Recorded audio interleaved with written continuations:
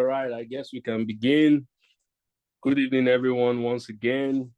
Please confirm if you can hear me. Welcome to yet another weekend, part of the PM Weekend Series. Please signify if you can hear me. Put a comment in the chat box, raise your hand, put a thumbs up. All right, Musumola, I see you. Awesome. It's a beautiful evening. King, I see you. Yeah, it's a beautiful evening. And we have yet another educative and interactive session for us, product management community at Acetech. And this very evening, we're going to be bringing someone very special to the Acetech community. Awesome. Thank you, Princess.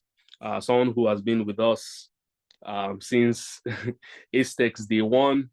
I'm sure some of you who have visited the Acetech's pages would have probably seen a flyer, that talks about navigating the design galaxy. And I call him the design extraordinaire, someone that has been, making hits in his craft for many years now, someone who I've known for many years, my former colleague. His name is Ogochukwu Emmanuel, and he's a seasoned product designer with many years of experience shaping user-friendly solutions within the healthcare sector, the edtech sector, as well as the fintech. And of course, he's a problem solver by day and a storyteller by night.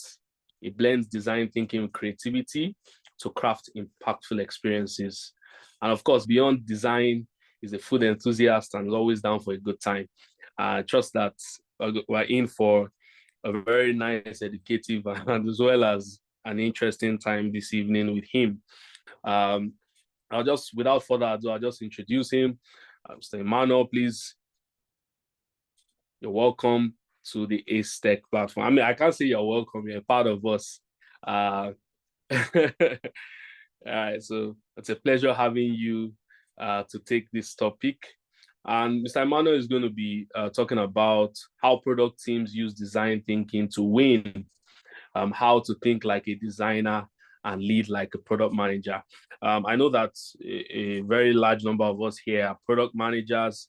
Some of us here are also product designers, but no matter who you are, no matter which side of the divide, I mean, really not a divide, same product team, you are in for a great time this evening. So without further ado, let me just introduce Mr. Emmanuel. Welcome.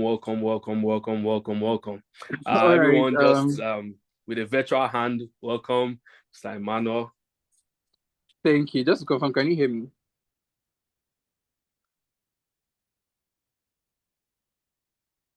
Can anyone hear me? Just to confirm, can you hear me?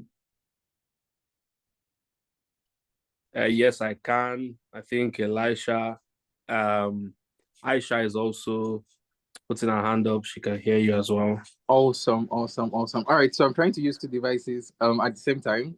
This is multitasking. I'm trying to beat MTN at their own game, just so that when one drops, another one would not drop. Anyways, it's a pleasure to be here. I have known Binga for, let's say, about 3 years plus. We worked together. He has been a very good friend. I would also call him a mentor, and I would explain why I call him a mentor. So it's really an honor to be here with you guys. I also can't wait to learn from you guys and also share my knowledge. So I'm going to share my screen now. But while I'm sharing my screen, I heard Benga talked about my experience, and you guys, you see what I was talking about now. NEPA has done their work and they've taken the light. Welcome to Nigeria. Anyways, I'll just put this off. All right, just confirm, can you guys still hear me?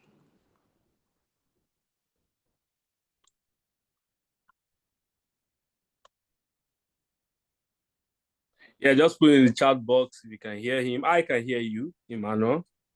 Okay. Okay.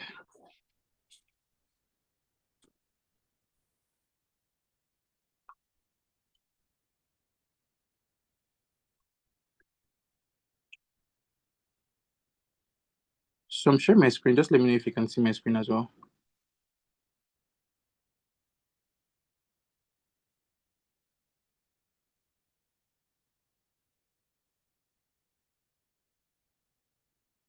Okay, Aisha says yes. Awesome.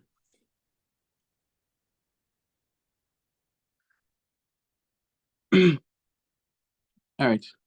So just give me a minute.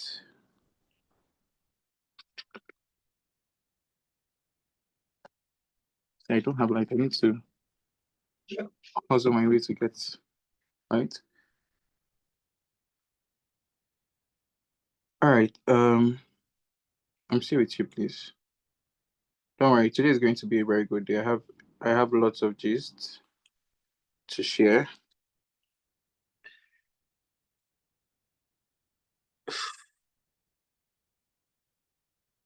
You guys, how Microsoft is not my thing. I'm so sorry. I'm coming. Just give me a minute.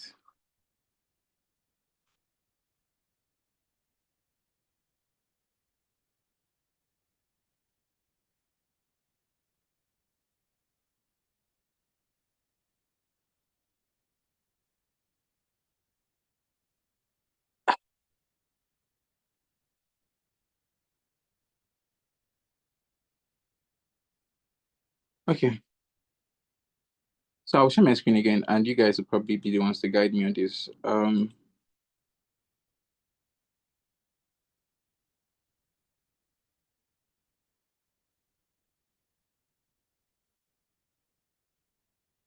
So I want to share my screen and have this as the full view. I don't want you guys seeing this in parts.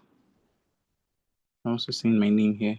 Maybe try pressing F11. Okay, let me try this. Or display settings. I don't know if that works. This doesn't really do much. Okay, yeah, this works. Awesome. All right. So I would stop and share again. I'm so sorry, guys. Oh, I have enough time today.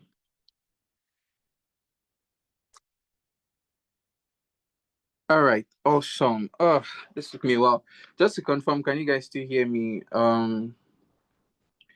Can you guys hear me? I want a lot of energy today. If you guys can put in the chat box if you can hear me, that would be great. Or just react. I think I should see this. All right, awesome. All right.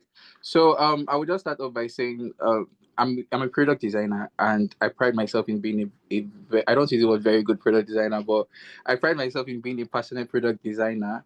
However, I have had the opportunity to work as an associate product manager. So this just kind of gives me the ability and the power to speak to you from a point of view whereby I've worked as a designer and I've also worked as a product manager. Really interesting, right? But the side story to this is when Binga was kind of transitioning into a new job, I was working with Binga as a product designer. And before he transitioned, he kind of dropped some knowledge on me, and I transitioned as well from being a designer to being an associate product manager. For about 6 months, built some products under my PM regime before I went back into being a designer. So I have like good knowledge to share, one or two things to share just to add to your wealth of knowledge. Well, anyways, I want to thank you guys so much for being here, being available, and also being willing to learn from me. I really, really wish that they could bring this light so I can see you guys can see my face and I could also see you guys' faces together. We can be seeing each other's face. But anyways, today's discussion is think like a designer, lead like a PM. It's a very, very interesting topic. Think like a designer, lead like a product manager. How top with the sub header, how top product teams use design thinking to win. So today the goal for today is to dive into design thinking, give you a designer's approach as to how you can be a better product manager. And also, if you're a product designer here, you're not left out, like how you can also be a better designer. One thing I've learned in my years of experience is you don't just want to be an ordinary product manager. You don't want to do the basics. You don't want to do what everybody's doing. You want to set yourself for a certain standard. And one way you can do this is using design thinking, right? So that's one way you could also always set yourself up for a certain level of achievement. Also, I've realized that when working with stakeholders, they don't just want product managers that are very basic. I've learned that a lot. They don't just want people that can't think, people that can't put their users first. They want people that understand their users, people that are with their users. They're just like people that are literally their users. That's who they want to work with. That's who they want to build a product with. And this is where design thinking comes in. And that's also why I am here, to help you and also help myself. Anyways, my name is Emmanuel Ogochukwu, and I am a product designer. Today, we'll start off by understanding the meaning of design thinking, understanding product management better, and then how you can build an unbeatable product as a product designer or as a product manager. To summarize everything, design thinking is just understanding humans better. So the dictionary has this as design thinking is a human-centered problem-solving approach, right? You're solving a particular problem, but you're not solving this problem generally, but you're solving this problem using human beings. Like, you're using human beings to solve a problem, right? You're using real-time human beings to solve a particular problem. So to help you in doing this, there are different stages you need to follow. Designers can relate to this, where you'd hear word like empathize, define, ideate, prototype, test. So the entire process of empathizing. So empathizing simply means that you're putting yourself in your user's shoe. So you're literally bringing out a user, bringing out their shoe, telling them, "Oh yeah, remove your shoe. Let me wear your shoe." That's literally what you're doing. So you bring a particular user, bully them, tell them, "See, I will knock your head if you don't put your shoe." They remove their shoe, and you wear their shoe. And at the process of wearing their shoe, if the shoe is too tight for you, if the shoe is ugly, if the shoe does not fit, you pick all those information together to go and build a better product that would help this particular user solve their problem. All right. So first of all, you need to empathize with your user. You need to define. So at the stage of defining, this means that you can already understand basically what your user problem is, right? So you're putting yourself in your user's shoe and you're listening to your user. They're telling you that, oh, this is what they feel, this is what they feel, this is what they feel, this is what they feel. Based on all these conversations you're having with your user, you're able to define their problem, right? From listening to them, you're able to define that this, and this, and this, and this is their problem. From there, you can now ideate. You can ideate on possible solutions that can help solve this problem. I really hope you're following here. So I'm just giving you like an overview of design thinking. I would still go into this better. So once you define their problem, you're able to ideate. So this solution can help them solve their problem. This solution can help them solve their problem. This solution can help them solve their problem. And at the process of ideating, you can now come together to form one full solution that helps solve their problem. Then you prototype on that solution. You're able to visualize and see if this solution truly solved that problem, and you test. It's a very simple approach. The problem with this approach is that many product managers feel like it's for designers alone. So here they feel like designers are supposed to be the ones to do the empathizing. They're supposed to be the ones to put their go and talk to the user. They're supposed to be the ones to define the problem. They're supposed to be the ones to ideate, prototype, do the whole design, and test it. But the problem with this is that you cannot build a better product if you, as a product manager, you're not doing this. You're not empathizing with your user. You're not defining the problem. So I've realized that most of the time, our workflows as product managers is we get a problem from our stakeholders. We don't think about that problem. We fully do not see if that problem is a user problem or that problem is a revenue problem, and we go ahead to build that problem. At the end of the day, we realize that this problem possibly may generate revenue, but it does not solve any problem real time. You would now have to go back, start thinking around how you can solve a user problem, and just keep going back and forth. But you can beat this build a better product for your user, generate more revenue, have a scalable product if only you use design thinking. And simply, again, design thinking is all about building a product around a human being. It's just as simple as that, right? It's very human centered. You're solving this particular human. I would pick so who should I pick now? So I'll pick King. So design thinking is all of us here. We collect King, we collect all his feedback, and we build a product just to solve King. The only good thing about this is that there are going to be multiple Kings on Earth. There are going to be multiple people that are experiencing the same problem that King is experiencing, and then you can go ahead to solve this. I spent a lot of time here because I would move as quickly as possible in other sections, but I really want you to understand that design thinking is just not for product designers, but it's also for product managers as well. All right. So before I go on, I don't know. Are we all on board? Are we following? Are we getting something from this, or I'm just highlighting too much at this point? You can use your chats. All right. Thank you so much. Thank you. Okay. So we'll move quickly. So let me just go back to this. Product management. We all know what product management is, but I want to pick out a few words from this. Product management is a strategic function responsible for guiding a product development. So I've realized that product management is strategic. Me, as a person, I will tell you, from a product designer to product manager, I will tell you that you, as a person, as a product manager, form your unique strategy. You, as a product designer, form your unique strategy that works for you.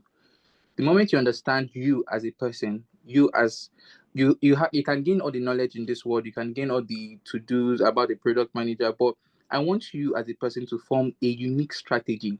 What this helps you do is that whenever you go into a company, be it okay, and you have a good strategy that can build a product, once you implement that particular strategy, you would always win. So there's no, I always tell people that there is no to do like you must surely do ABCD. I've learned that tech can work ABCD, or tech can work BCD. Like you can go from Z to A or A to Z. The only good thing and the only end result is that whatever you're building solves a human's problem. It's scalable, it's achievable, but you can form any strategy within that skill, right? So don't box yourself into a particular movement, don't box yourself into a particular function. So here, product management is the strategic function responsible for guiding the product's development. Whatever strategy you have, that's it. As far as that strategy helps you in building a particular product or developing a particular product, the strategy works, right? So again, don't box yourself into thinking about a particular thing. Build your own strategy. Learn from this, learn from this, learn from this, and build your strategy in a way whereby you as a person, you as the product manager, you as the product designer, you become the product, or you become the strategy. I don't know how to explain it, right? Like wherever you enter, once you put the strategy will just scale. You can now boldly boast on your CV that using this formula, I can help you build your product to this screen because you've tested it so far and it works for you. All right. So product management is all about vision, execution, metrics, stakeholders, and alignment. All right. So today I'll be making designers think like product managers think like designers, whereby product manager, you as a product manager, you would now think about empathizing with your user, defining, ideate, prototype, and test. And product designers would now start thinking about the vision of the product, the execution, the metrics, and the stakeholder alignment. Hey, if I tell you that as a product designer, you need to understand the metrics of your product like mad, like you don't just design the product and put it out there, but you need to understand if this product is doing well. Why? This is good CV. You can boast on your CV that, oh, you built a product and you took the product revenue from 0 to 100. People would hire you because they think that they want somebody that will take their revenue from 0 to 100. But you cannot know this if you're not investing in learning about the metrics of that particular product. And how can you find out? How can you know the metrics about this? You need a product manager. So you need to think like a product manager as well. All right. So we'll just be moving quickly to the next slide. Yeah. moving to the next slide, and the next slide says how product managers can adopt a designer's mindset without chaos. So I'm not here to like change your ideology of how you think, but I'm here to help you build a better strategy and a better way of thinking. So the first thing is discovery and research. I also tag this as empathy first. You need to know when stakeholders give you a particular problem and say, oh, this is what I want you guys to solve, this is what I want you guys to build. Instead of you going out to go and write PRODs, user story, it would be very important to understand if users are actually experiencing this problem that you really want to solve. A stakeholder would prefer a product manager that comes to them with data and tell them that, oh, from our research, we have been able to see that 2% of these users are experiencing this problem. We've also been able to know that 10% of these users are experiencing this particular problem. If we go with this other way, we would only be solving the problem for this 2%. What about this 10%?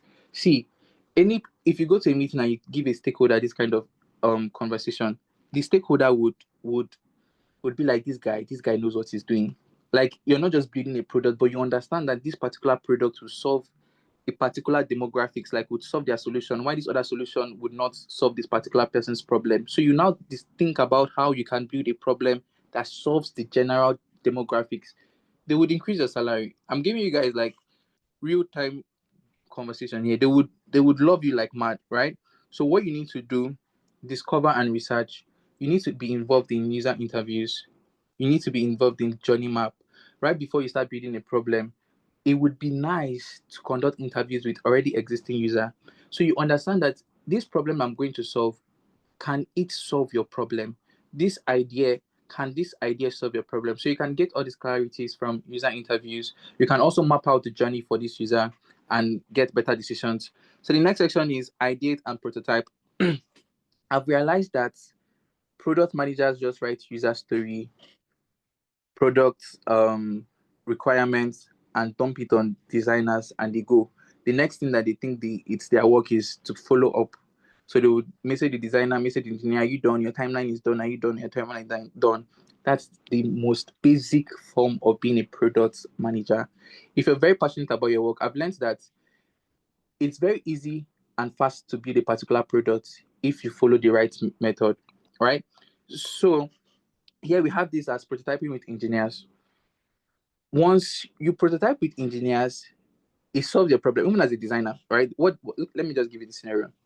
You design a product manager gives you a priority, you design that product, and you go and hand it out to the design and to the developers. There's every possibility that the developers will tell you that they cannot develop that product. It's very possible. They can tell you that, oh, this what you've designed now, we know if you developer. What will happen is that you would go back and design again. This is cutting you time. This is cutting you product time. But you can solve this problem.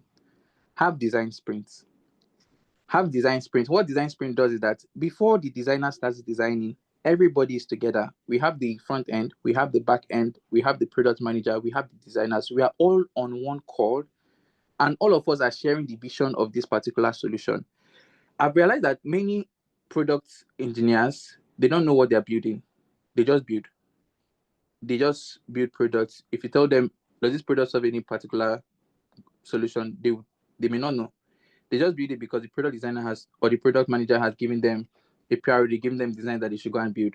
But the moment you bring them into the ideation state, the moment you bring them to the prototyping stage, they are all working together to solve that solution. So here they'll give you ideas around how the designs can even be better, how it can even be easily implemented. So when you're going back to design as a product designer, you already have a full idea that A, B, C would work fast and it will work well. You just sharp, this is what you're doing.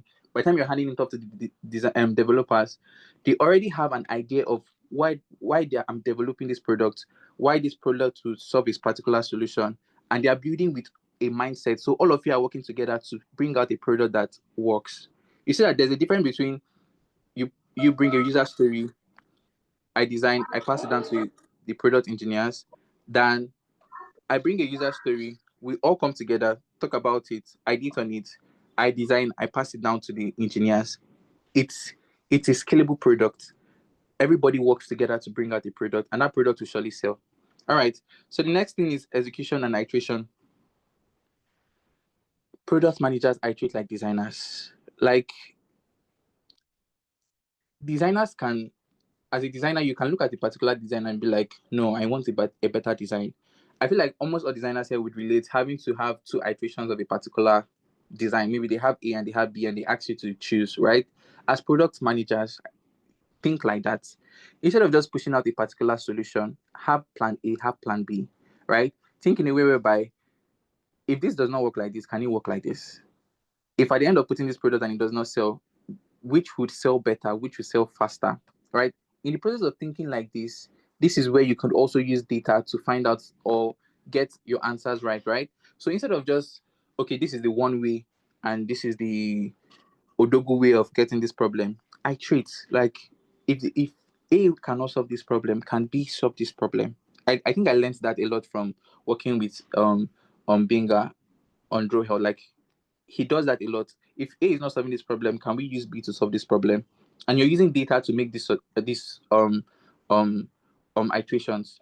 All right. So 3 steps how you as a product manager can think like a product designer is: empathy first, use interviews, map your users journey around your product. I trade with developers. Like, I can't even emphasize on that. If you've run into the situation where you're fooling developers, you're pushing them. Most times why you're pushing them is because they don't even understand what they're building. They're just building. But if you iterate with them, they understand that this thing I'm building wants to generate revenue, and that revenue that it wants to generate is what is going to pay your salary. So you don't even need to pursue them because they know that at the end of the month, if this thing does not go out, their salary will not be paid. So you understand that we are all building this thing to solve a particular problem.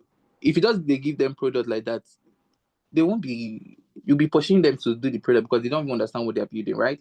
So I created engineers, and also think like a designer. Like, I trade have more than one solutions to a particular problem, right? And then pick the best based on data. So moving on, product managers and designers should trade roles. So what I mean is that most of the time, you guys should just exchange caps. As a product manager, just take in a product design role. Don't not like go and enter Figma and all those kind of thing. As a product designer, just take a product manager's role. So think about the business as a designer. I have worked with a company for 4 years, and I can beat my chest anywhere that I have made an impact. Last year we had like um, an award thing, and I won like 3 awards. And one of those awards was Innovators Award, right? And it wasn't even because I had built any products, but I always tend to think like how whatever thing I'm designing, how it would impact the business. If it's not going to impact the business, it's just going to be like, why are we doing this thing, right? And this is what makes you a better product designer, right? Think about the business. Think about the business. I've led different product teams, and if you're not thinking about the business, you're just floating on the air, right? So as product designers, think about the business impact. Think about what you're designing. Does it add revenue to the business? What you're designing, is it just because you want to design and say that you've done your work for that month, or you want to design and say that, oh, you've done a design for that week? So during stand-up you have something to say, but ask yourself, if this thing I'm designing, does it affect or does it impact the business? Is it aligned with the roadmap? I think that's one really important thing we need to do, because most times we just design. You could even ask a product manager that, see, this design you're giving me to design, does it align with the roadmap? Is it part of our Q1 goal? Is it part of our yearly goal? If it's not part of the goal, tell them upfront, see, this thing I'm designing is taking me out of my goal, right? You can have these conversations genuinely. Is this aligned with what your stakeholders or your management works and want, right? So as product designer, think about the business. Don't just think about design. This, I always say that that's the difference between UI UX designers and product designers, because product designers, we're all around. We want to talk about the business impact, want to talk about like the roadmap, want to talk about the stakeholders. Like, we always want to be in that space. See, I have been very lucky to be in spaces whereby I just have that privilege to hear business things, whereby they're talking about business and I'm just inside that room as a designer, and I'm just inside that room. And giving once I give two um once I give two or 3 feedback, it's like, this guy is here or this guy is good. So you can only shine if you're thinking with the business, if you're talking around the business, not just designing. You want to be the best visual, you just visual, you just want to create mad design, mad dribble design. It's more than that. It's really more than that. You as a product designer, you're more than that. All right, so PMs need to also think like designers as well. Not just designers thinking like PMs. PMs also need to think like designers. I've talked about this a lot. Product managers can also think about visuals. Product managers can think about visuals. It's not just a designer's work. I've had calls where the product manager is saying, put this rectangle in this place, put this square in this place. It would make more sense. That's because they are thinking like designers. So don't just leave the work that, I've written my parody, I've written my user story. I am a designer, go and design. Anything you want to design, right? Also think like designers. Where would this button work best? Where would this thing I want to put now, where can the user see this particular feature I want to add? Think like designers, right? Empathize like designers and iterate like designers. Think about your user. Think about the user using this product. Think about how this user can experience this product. As product managers, you're also user experience managers as well. You're not just product managers, but you're also user experience managers as well, right? So think about things that designers think about, and designers think about things that product managers thinks about. It just sets you up. It makes you a better product designer and a better product manager. All right. So before we go into the next slide, I hope you guys are still following me. I hope we are still all together, and I haven't lost my network at any point. Just let me know. But I'm not seeing reactions, so I hope you guys are. I just the.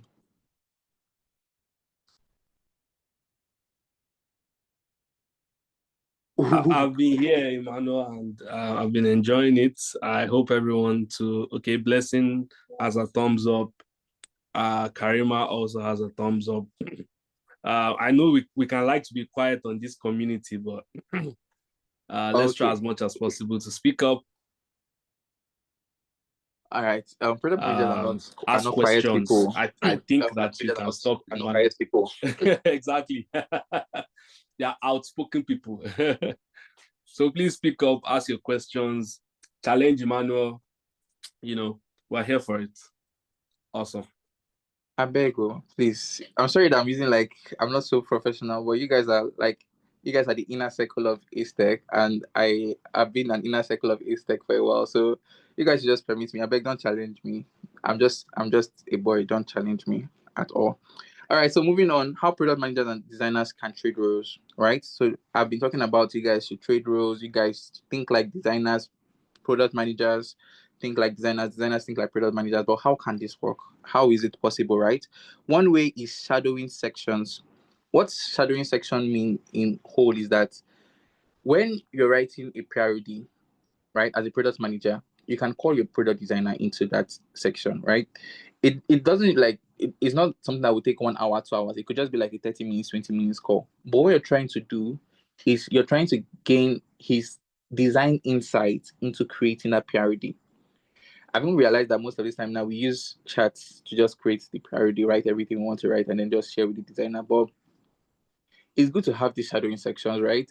Where you guys have a call together. In this shadowing section, after you're done creating the parody, you ask the designer, okay, so this is what we're trying to solve. How do you gain insights, gain design insight from designers? This is what would help you, right? Also, as designers, when you're trying to, before you even start designing a product, call the product manager, right? You guys have a call. Again, it might not be 10 minutes, it could be 10 minutes, 20 minutes, right? It might not be up to an hour. You guys should talk about the parody. This person just gave you a user story, right? You guys can brainstorm together on this user story. Okay, for this user story, this is what I'm thinking that I want to design, right? And then the product managers can give you 2 to 3 inputs that would make your design better, 2 to 3 directions that could make your design better. I work as a product designer now with Draw Health, and I have a product manager. The best thing I can say about the product manager is that for every single time I want to create a design, we always have a call. And that has been the best testimony, because I know that once I'm bringing out this design, he already has my back. So the people that I'll be thinking about now will be the stakeholders, or maybe the engineers having coconut head. But because the product manager already has your back, it's very easy to scale that design. So this now helps you from having the whole back and forth, because by the time you now design a product and bring that to the product manager tells you that this is not what they want. You go back and design, you just keep going back. But once you understand the scope of that product, it's easy for you to push out a design and not go back to that design again and go to the next work, right? So shadowing section helps you in achieving this. Product manager participate in design critics. Criticize your product designers, genuinely criticize them, not like criticize them where they're hot, they cannot do anything. You just tell them, go and soak hot eba, or go and warm eba, right? And they're just crying everywhere. But you can criticize them in a way whereby they understand where you want, where you're going to, and what you want as a product manager. And the thing is about is that you can only know what you want when you've understood the user, when you've empathized with the user, when you've already done your design thinking, when you've already defined the product, when you've already done like an ideation on that product, right? And this is from design thinking. So as a product manager, you cannot really understand what you want if you've not done design thinking. So, but the moment you've done your design thinking, you've done all your thoughts around that particular product. When the product designer is doing A, you can tell him that no, this is what I want. This is what the vision is. B is the vision, because you already understand, even to the visual level, you already understand what you want for that particular product. All right. And designers join roadmap discussions, right? I've said it again, like designers join that discussion. Don't just leave it all for the product managers. Join the discussion. This is where you'd hear about or learn about metrics. And this is where you will learn about a couple of things. So please just give me a minute. I just realized that my network went off for my laptop. Again, this is one of the reasons why I try to use two devices. Yeah, you see, this is what I said.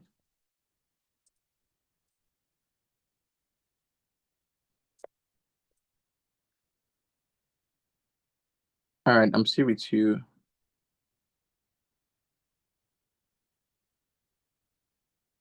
Okay, so I'm going to be joining this meeting back with another. So again, as product designers, you guys, you see, like I thought ahead of time, right? I know that this would happen where one device would go off. So join with two, just that when one goes off, you still have stability, right?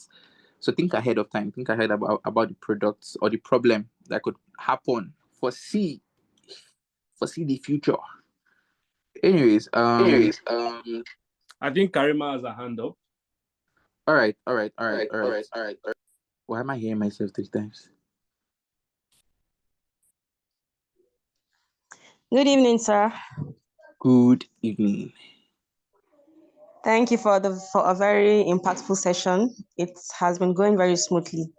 So now my question is, as a product manager, or let me say transitioned into a product manager, and so far so good. I've really got to know that, okay, as a product manager, you must have a little knowledge about design, about Scrum, about product economy, pricing, and whatnot. So I just feel the responsibility on a product manager is just too much. Is there how one could just streamline, maybe choose a particular part of PM one wants to specialize on? For example, okay, they might say you maybe on a particular project now, once you're onboarding on that project, they expect you to, because whenever there's any fault, because you are leading a cross-functional team, you have to have knowledge of all these things, be it design, economy, all, just list them. So whenever there's anything wrong with that particular product or project, the PM stands to, be at fault. Yeah. So is there a point where maybe a PM could just specialize on just one aspect, just to give that product his best, like her best, instead of bombarding her with too much responsibility, and at the end of the day, I don't know.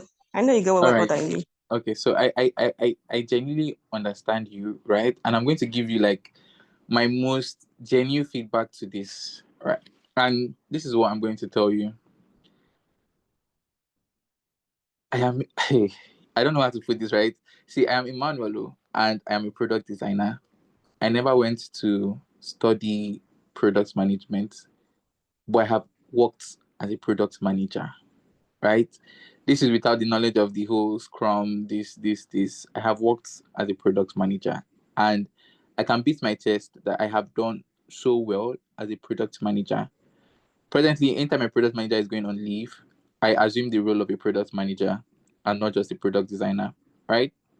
So this is what I want to tell you.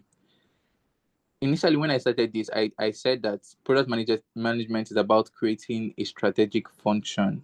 Like, see, a person would demand so much from you if you do not know, or if you do not have a strategy yourself, right?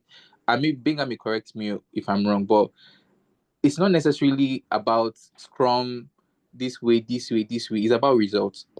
Your stakeholders want results. And if you're able to give them results, they do not care about the process you use in achieving that result. Like, honestly speaking, all they want is results. So, and I feel like I always say that I don't use the word the bad thing, but I don't use the word the unfortunate thing as well. But anyways, it is what it is. You guys are the ones that signed up as product managers. But I think the thing about product management is that it's not dependent on your ability, right? Like, you're working with cross-functional like teams. It's dependent, like, you cannot push a designer more than you can push them. If they say they're not going to produce the design, you cannot come and beat them in their house. You cannot push a developer more than you can push a developer. Like, if they are wasting their time, you cannot beat them, right? It's all like product designers now. Whatever they push out is their work, is their result is dependent on them. But as product managers, your result is not really dependent on you because you're managing other people, right? And then if other people are falling, the entire thing would be on your head. You would take blames and everything. However, you can manage this. This is why you're a product manager. And my answer to your question is scale back a bit and understand yourself, right? Understand your team also. Forget the whole terminologies now. Just know what can produce a result. I think you should ask yourself that question. What way can produce a result? I'm telling you the truth from experience. So no stakeholder or CEO will tell you, are you using Scrum? Are you using this to produce this results? All they want is results. That's like the end goal. So whatever method you think you can use to produce results, use it and give them results. So if you feel like Scrum is what will give you results, use it and give them results. That's the entire cocoa about it, right? So I want you to scale back, understand your team, understand yourself better. I've realized that working with engineering team, if they tell me that this is going to take them 2 days to solve, I would add extra, like most times I'll add extra 1 week, because at the end of the day, their 2 days will not be their 2 days. They will tell you that the server went down or something blew, and you've already told management that this will be ready in 2 days. By the time it's not ready in 2 days, it's on your neck. So learn to always, like, this is not me telling you that you should go and be lying to your managers, but learn to manage yourself, manage your team, and manage your stakeholders. If you've learned that's why I say understand your team. If you understand your team to an extent that most times when they tell you 2 days, it's 3 weeks. Make sure that we're telling the management that it's 4 weeks. So it's 4 weeks that this product is going to be ready. At 2 weeks of that product being ready, you've already started dragging your product designers or your product managers, your engineers, that this product has to be ready by this time. You've started adding pressure, applying that pressure, just so that by the time it's 3 weeks, once you deliver that product at 3 weeks, it would be like, this person is giving me result.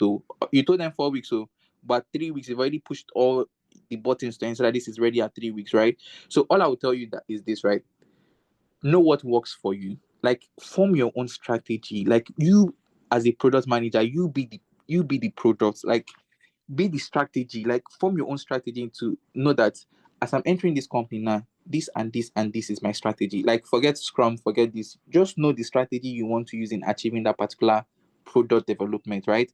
Just understand yourself, understand what works in the tech space, because if you don't know what works in the tech space, you will just go and push anything out there. Understand what works in the tech space, and then form a strategy. If you feel like Scrum is the method that is going to give you your best results, do it and do it well and get your best result. And understand the people that you're working with. If you don't understand the people, see, this people just brought light. If you don't understand the people you're working with, you will just be doing anything, anywhere but left face, and just moving anyhow. But anyways, I hope I've been able to answer that question. But Well, yeah, yeah, Acetech, you can just help me answer it. I didn't answer. Who's Acetech? I like to add a bit, right? The fact is, from data, right? A product manager's role is always different in every organization. So what defines what a product manager does in an organization is the organization itself. I've worked with organizations where they didn't have a marketing team, right? They didn't have a product marketer, right? They didn't have researchers. They didn't have a tech lead. But you must always know that as a product manager, the buck stops on you. The responsibility is on you to ensure that what everybody else does not do now becomes your responsibility, right? And just like Emmanuel said, manage your team, know your team, and work with them. I remember working with Emmanuel, right? And, before, as a product team, right? They always just left user research, speaking to customers. I know Emmanuel can remember this, speaking to customers, ideating, coming up with the solution to the problem, right? To the product manager. And I had to come and gradually say, no, this is a team effort, including the engineers. Let's talk to users together, right? Let's look towards this solution together, right? And I was able to, because of that, get the entire team to be able to do what, in quotes, I should have been doing alone, right? So you must always have that mindset. It's how you work with your team to deliver the chips, right? The results. At the end of the day, the stakeholder only just wants to hear results, results, results. So I hope that has you sort of answered it. Aisha asked the question just before you continue, Manuel. She said, in my hackathon, we have this problem because we don't bring in designers in PRD discussions. There are some misalignments between design and PRD. Designers have to change things in design. So I hope you are able to speak on that, Emmanuel, because you're a designer yourself. And we had that issues as well. Okay, so I would say that designers have coconut head. I'm sorry, but yeah, we do not like. I feel like every tech guy, we do not like meetings a lot. God, we don't like meetings, so we really do not like meetings. However, it's really necessary. So I'm going to say that you need to make them, Aisha, you need to make the designers understand the importance of having these back and forths, like not like a back and forth, the importance of being parts of the product requirement discussion, right? See, if you make them understand the reason why it's important, like they're having back and forth, this means they'll design something and go back and design something. If you tell me that instead of spending 2 hours to design something, what if you can spend 1 hour in designing this thing? All you need to do is spend 30 minutes in this meeting. This will mean I will spend 1 hour, 30 minutes to give you a design than spending 2 hours to give you a design. Which designer would not prefer the 1 hour, 30 minutes because they want to go and sleep, they want to go and hang out with their babe, they want to go and drink over the weekend, right? I'm not saying that this is what designers do, right? But I'm just giving you like, I beg, don't drag me. But basically, what I'm trying to tell you is this, right? Make them understand why it's important. You're the product manager. Manage them. I think you guys always like miss this word, like manage. You're managing a product. You're also managing children. I just that human beings are children because, hey, product managers, you guys do a lot. I think I need to like give you guys your flowers. You guys do a lot, but you're managing people. At this point, some people can even be children. You're managing them. You need to make them understand that it's no longer optional. It's no longer what you want, but this can be mandatory. And don't come there and be doing, don't say this in a very harsh way to them. Don't give them, oh, I'm your product manager, I'm giving you the authority, you need to do this, you need to do this. But let them understand why it's important for them. Also let them know that you would also be discussing, at the end of the day, this would help them in their CV, right? Because if they understand why they're building a product, build that product, push out that product, see the results in that product, it would make them a better designer. Why? They would begin to realize that the visuals I just created based on this product requirement design is what is giving 20 users or giving 30 users the ability to solve their problem. am I not a superhero? Am I not Batman in this instance? Like, I'm helping a human being solve their problem. It's just to wear cape that is remaining at this point. But yeah, so you just have to make them understand the importance of having that discussion with you. Don't let it slide. The moment you start giving them room to give you excuses as to how, yeah, like you can come if you don't want to come. But if you start involving them, at first it may be tedious because it's more meeting time and we don't like meetings. But with time, they will get to enjoy it. They get to put in more discussion. You get to give them better product requirements documents, and then they get to produce better designs in alignment to the product. So they just have a better understanding around the product. Saves them time, but you need to understand them, talk with your designers, and make them understand the need of coming together to have this particular discussion. Don't force them. You can't force anybody to do what they want to do, but you can just talk, right? Just talk.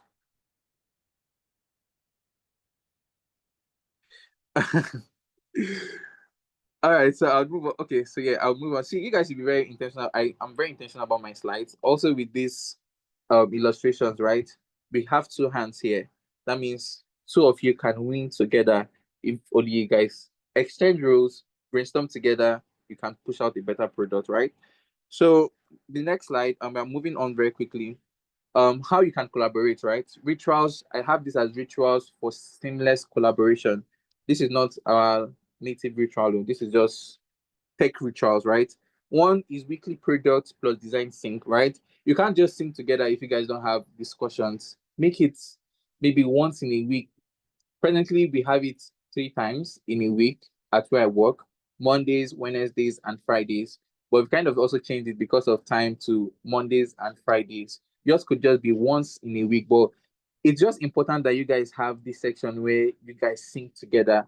They're able to align with the product roadmap. You're also able to know where they are in their designs, know if they're also still in alignment with the product roadmap. And designers can also get more insights to what's happening in the business, what's happening with users, and just understand more. So sync weekly should have product plus design syncs. Join design sprints. If you're working in a company that has more than one designer, like 2 designers, those designers, trust me, they would have time where they would be talking with each other, thinking about or brainstorming about a particular design. You as a product manager, join those sections, be interested in what the design is doing. Presently, we have a channel just product designers and product managers all in one place, right? We are just in that group chat, we are just talking together, right? You could also go as far as creating a group chat where if you guys are just two, it could just be you and the product designer. In that call, you guys can have your discussion. It must not be call every time. You guys can be chatting together and be saying, oh, this is what I'm doing, this is what I'm doing, this is what I'm doing. And you guys can have those discussions, solve problems together. Don't be afraid. Don't leave them far, you stay far, this one stay far, but come together to discuss as product designers and product managers, right? Co-creation work shops. This is product managers, product designs, sketch designs together. I've been in situations where the product managers, I think many of you here could relate. The product managers are even the ones that sketch the design, and the product designer just design. But this happens because the product manager already has good insights to their user, good design thinking. This product manager is already employing design thinking, right? So they understand better. So as product manager, you guys should collaborate with the designers to sketch good solutions, sketch problems, and solve the problem together. Just come together. You guys just come together. So we have weekly products and design syncs. Join design sprints. You can create a group chat where you guys have design sprints together. So not just involving them in product requirement documentation like discussion, but also joining them in product design sprints. This is to you, Aisha. Don't just drag them to talk about PROD. Better join them also to talk about Figma, right? Just so that it's a win-win at both ends. It's not just you winning, right? So also have design logs. So this is where I'm talking about chats. Sometimes designers can forget, especially when they're working on multiple products together. And sometimes designer, if you're a designer here and you don't read PRD, shame on you. Most times they don't go back to design. They just feel like they don't go back to the PRD. They just feel like they've had an overview of the product. Read your PRD. If you don't understand, go back to your product manager and allow them explain. As product managers, have design decision logs where you've told this particular person, I've learned from from experience that have evidence, because have evidence, it would help you a lot, especially when a product engineer tells you that, oh, this thing will be done in 2 weeks. You as a product designer, as a product manager, you add an extra time. Let's say you now tell management that this will be done in 3 weeks. After 3 weeks, it's not yet done. After 4 weeks, it's not yet done. And you now go back to the product to the engineers, and they're telling you that, oh, I did not say this will be done in 3 weeks, so I did not say this will be done in 2 weeks. So, but once you have that evidence, just screenshot it and just post there. Oh, guy, I don't catch you. You just tell them, no big guy, just be this. No, but seriously, like, have evidence. Like, just have evidence that you can hold people. You can just catch them like this, like a thief catching. Like, you can just catch them and say, this is what you did, right? It will just reduce the whole back and forth, confusion, lies, and everything, right? You're trying to manage people. So if a person tells you that this is 2 weeks, record the 2 weeks and keep somewhere. So by the time they don't bring it in 2 weeks, you can catch them. But basically, I'm trying to just have decision logs, right? Where every decision that has been made is documented, right? Whereby you can go back and say, this decision was made on so date. I am not going back on this decision because we have already agreed on this decision and we are moving ahead with this decision. So just have decision logs, have evidence logs, it will just help you. It would help you reduce back and forth. So yeah, so this I'm wrapping up. Where teams go wrong: number one, treating design thinking as a one-off tool. Make design thinking a work culture, right? Make it a work culture for you as a product manager. Product managers do not skip user research. You do not skip user research. Like Binga will tell you that initially working with us, he was the one doing the user research, and he would come and give us a peer review and be like, oh, based on your user research, this and this and this is what's done. But it has changed, right? So don't just keep user research. Don't work based on assumption. Don't work based on assumption. It will not help you solve a problem. Do your user research, speak to users, and then come up with good priorities that would help solve that particular problem. Over optimizing instead of learning. Product managers can do this a lot. They can just, oh yeah, just, okay, let us cut this. Everybody just optimizing a particular solution, cut down, just so that you can push it out as quickly as possible. You're not even learning anything from it. You're not even bringing out anything from it. You just want to give this person result as result. I've learned that the more you just over optimize something and you push it out, keep pushing out products without even learning if this particular product is useful or if this particular product is solving a problem, it would get to a stage whereby all those products that you've pushed out, you would begin to push them back inside. And I'll give you an example. So when I joined this company, they had a product, and in this product they had delivery, they had community, they had lab tests, they had different bobo tibo. They didn't learn if that was what the users needed. They didn't even learn if these features we were putting out there was useful to users.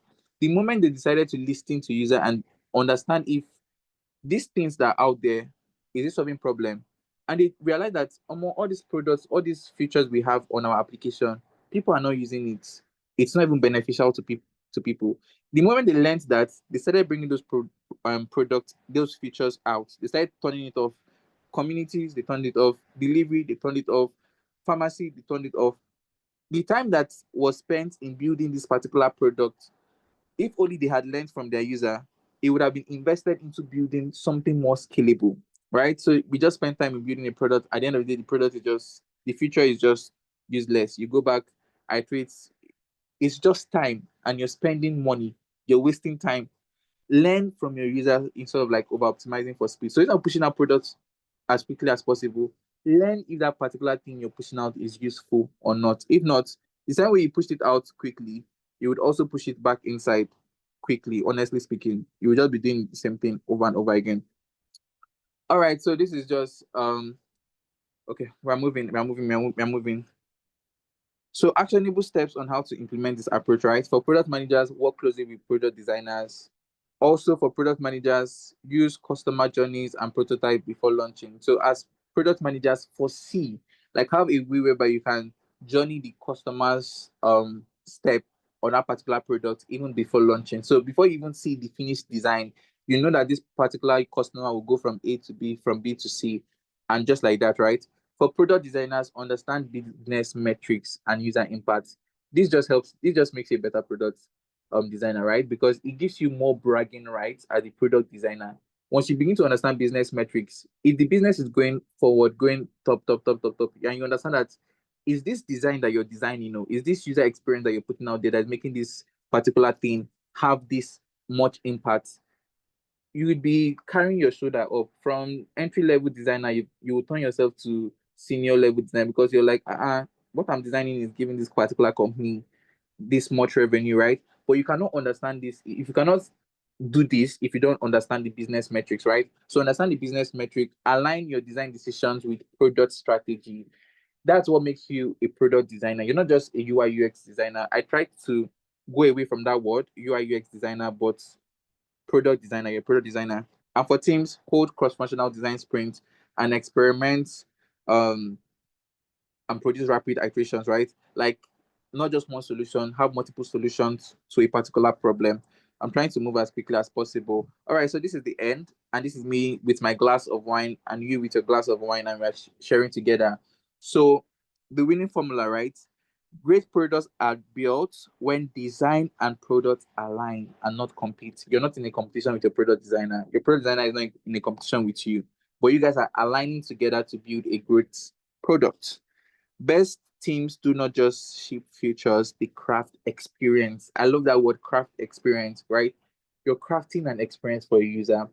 If you know me a lot, there's one word I always use, and I pride myself in being a superhero. I created a post one time on my Instagram, and I'm like, I am Emmanuel Ogochukwu, and just like Iron Man, I am also a superhero. Like, I am a superhero because I craft experience. Like, I did say people. Just imagine someone using CUDA or using OP. Instead of transferring to the wrong person, they can stop that because a product designer and a product manager came up with a solution to help them solve that particular problem. Are you not a hero? Clap for yourself, I beg. So think like a designer, lead like a PM, and win as a team. So this brings me to the end of my slide. Yeah, if you have any questions, please shoot. So I also like kept my profile just in case you want to like see me have like more formal conversations. You can just link up with me on Instagram, and yeah, and we just have a discussion from here. But anyways, that's it. I'm so glad I was able to do this with you guys. So I don't know if you have any question for me. Wow. Once again, a very insightful one. Very. I couldn't even leave my seat. I'm sure so many people here couldn't leave their seats as well, because it was very interesting, very engaging, very insightful, very interactive.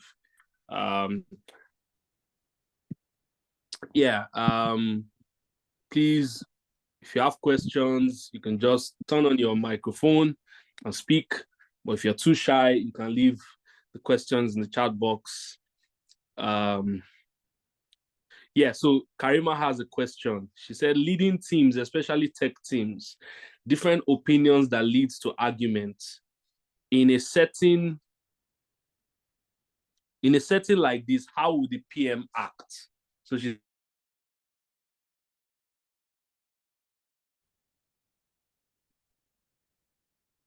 So when there are arguments and there are different opinions within a team, what should the PM do? So Emmanuel, you want to answer that? All right. So I'll share my screen side. Yeah. Why am I echoing? Okay. So I'll share my screen side on this, right? One way I would say control, right?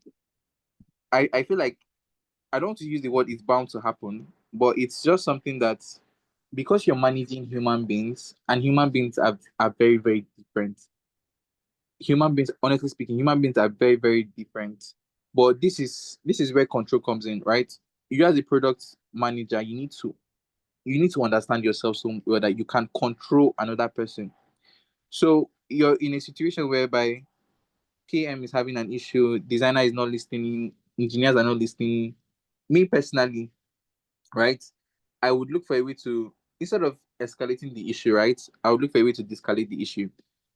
Don't, at that point in time, right, everybody is already high.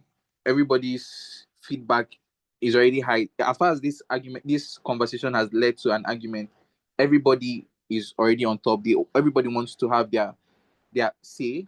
So what I would suggest is de-escalate that situation in a way whereby that meeting would end, and not like end and everybody would go back very angry, right? You can allow them have that argument, but how do I explain this now? But look for a way to cobble it together whereby everybody keeps quiet to listening to you, right? And at this point of them listening to you, you're not here to now tell them that, okay, as your senior, as your PM, this and this and this and this. But you need to make them understand that I hear you. I hear you as an engineer. I hear you as a product manager. I hear you as a product designer, right? But this is what we are going to do based on this. And this is where design thinking comes in.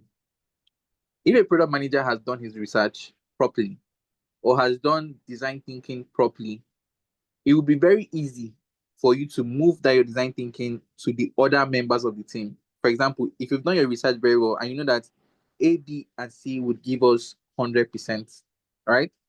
By the time you come in and somebody's telling you that let's do this, let's do this, right? It would be hard for you to take all these suggestions because you have already done your research. You already understand the depth as to how your solution would solve the problem, right? So when you're in that situation whereby you're having different opinions, having an argument, what I would say is that you haven't done proper research, right? Because you can't curb that situation because everybody just arguing. But the moment you give them, again, it's bound to happen. But let's say this happens, right? You look for a situation whereby you can curb that meeting together, right? Just maybe I hear you. Okay, let's listen, right? You just close the situation and everybody's quiet, everybody's listening to you. And then you give them instances. You give them your user research documentation. You tell them that, oh, I've done my research. However, we can go back and do our research, right? You could tell them how you found your findings, right? I have done my research. I interviewed 2 people here.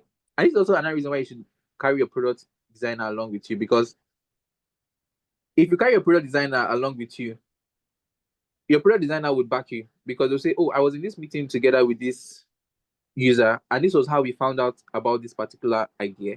And that's why I said, me and my product manager presently, if I design any particular product now and I push it out to the stakeholder, no matter what, my product manager has my back because he has been in the process from ideation to when we found about the idea to the design to the last thing, right?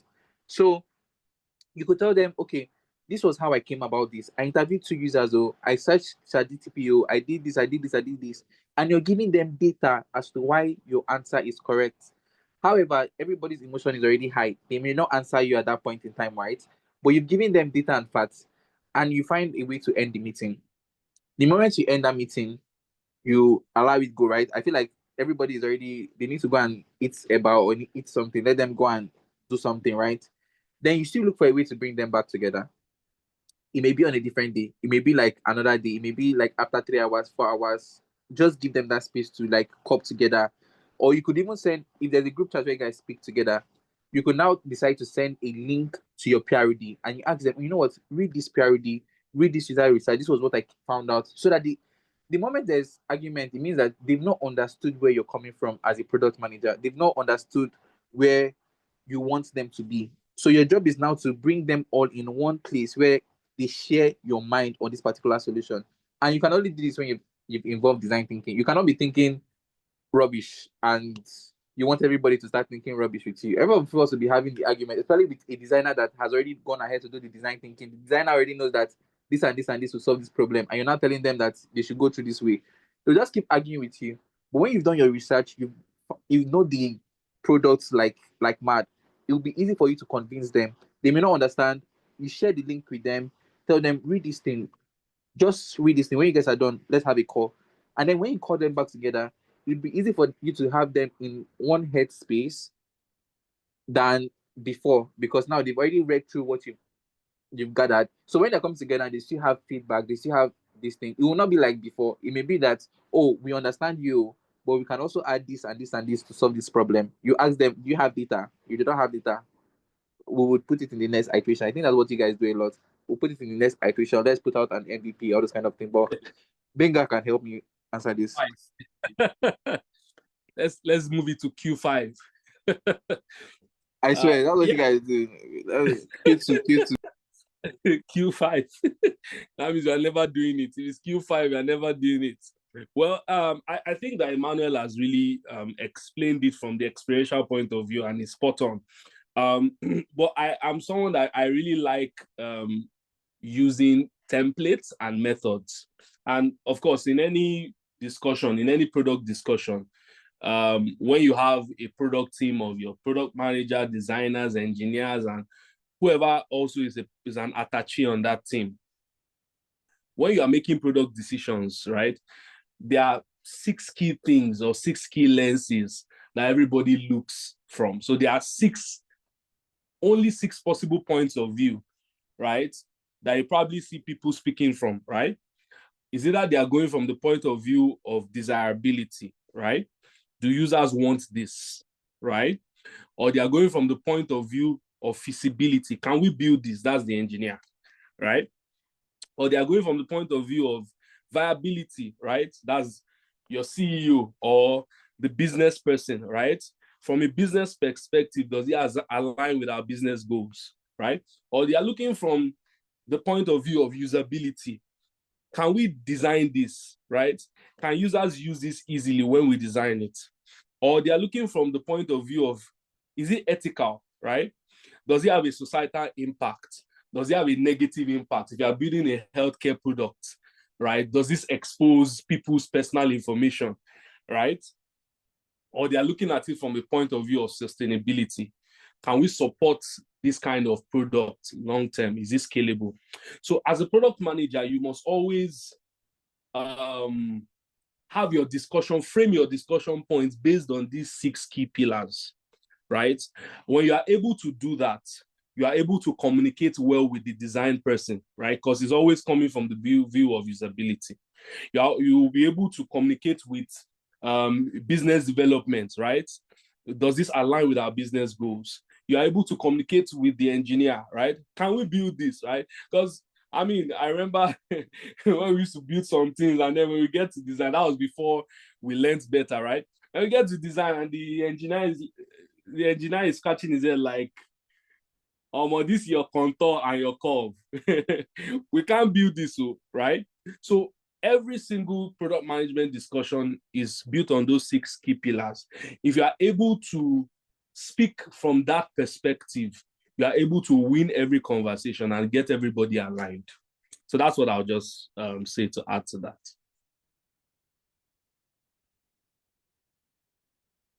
So smart. So that's why the product manager here. But that was spot on. All right, awesome. Any more questions? Still have a bit of time to take more questions while I show us where we are going to next. So we can still take your questions. Please put in the chat box. You can go ahead and speak as well. Woo! It was a great session with Emmanuel here.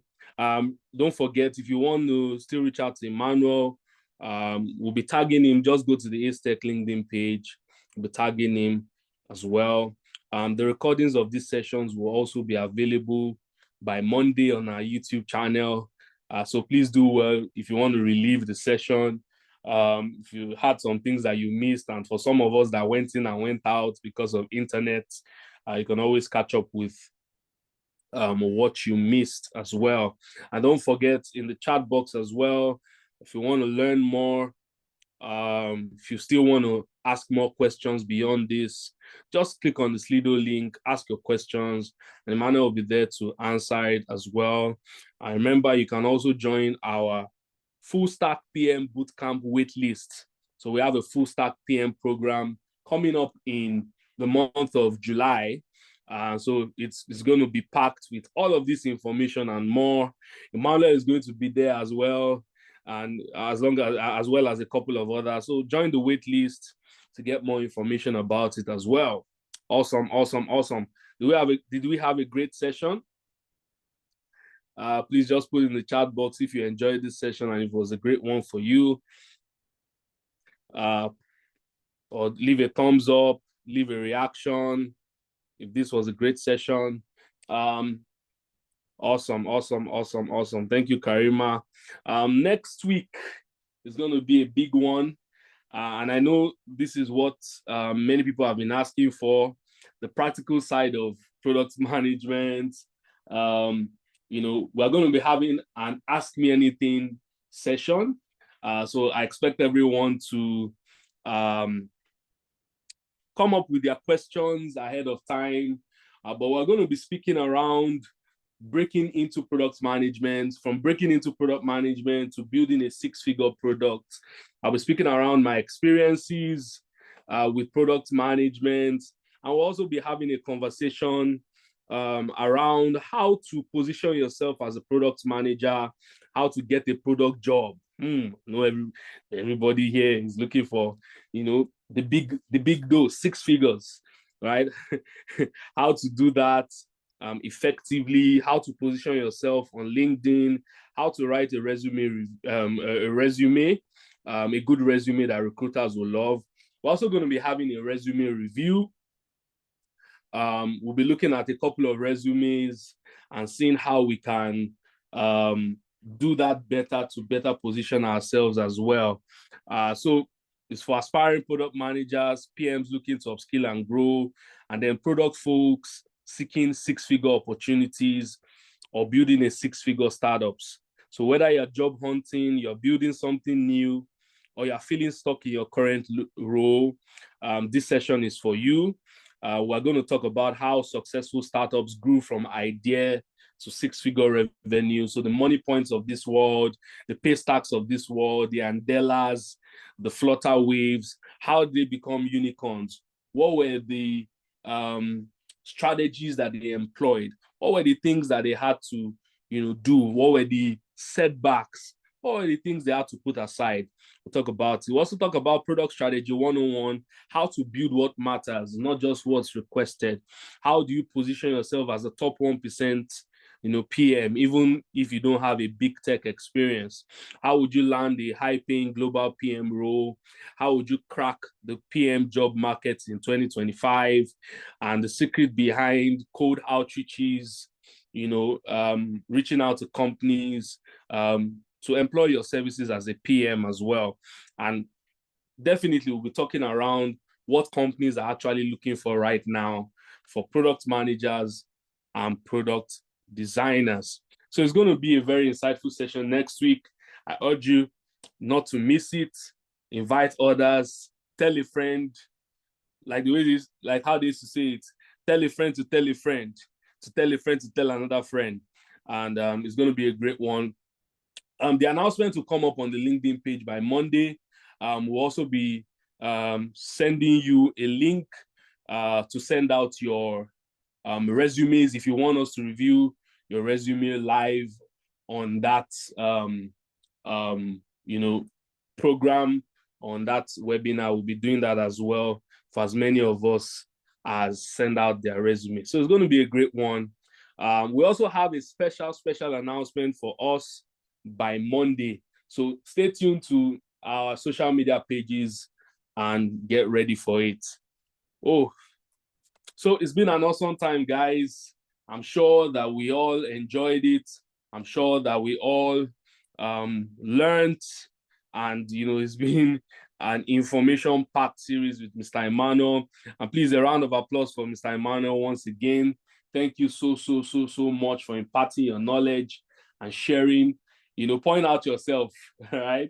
I think that, there's something about these sessions that just makes everyone that comes here just literally pour out themselves. And it's been a great one. Mr. Emmanuel has been no exception to that. Awesome. Thank you, Mr. Emmanuel. And on that note, I'll say it's been a great session. Enjoy the rest of your evening, and you can stay on to listen to our own Bedu as well as you go. Thank you guys. Thank you guys. Thank you guys. And have a great Sunday.